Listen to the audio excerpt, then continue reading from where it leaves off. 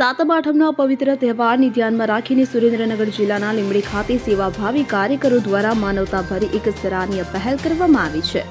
લીંબડી દલિત સમાજના યુવાન સેવાભાવી કાર્યકર ભરતભાઈ પારઘી તથા તેમના મિત્રો દ્વારા માતાજીના ભરોસે નિરાધાર પરિવારો અને વિધવા બહેનોને તહેવારમાં મદદરૂપ થવાના આશ્રયથી કીટ વિતરણનું આયોજન કરવામાં આવ્યું હતું. આ પ્રસંગે ઝાંઝરકા લઘુ મહંત યોગીનાથ બાપુ, દલિત સમાજના શ્રેષ્ઠીઓ તથા પારગી પરિવારના શુભ હસ્તે દરેક સમાજના 200 થી વધુ જરૂરિયાતમંદ પરિવારોને જીવન જરૂરિયાતની સામગ્રી ધરાવતી કીટનું વિતરણ કરવામાં આવ્યું હતું. તહેવારોના સમયે મળેલી આ મદદથી નિરાધાર પરિવારો અને વિધવા બહેનોના ચહેરા પર આનંદની લાગણી છવાઈ ગઈ હતી. સેવાભાવી સહકાર અને માનવતાનું ઉત્તમ ઉદાહરણ પૂરું પાડતી આ કાર્યક્રમની ચારે તરફ પ્રશંસા થઈ રહી છે.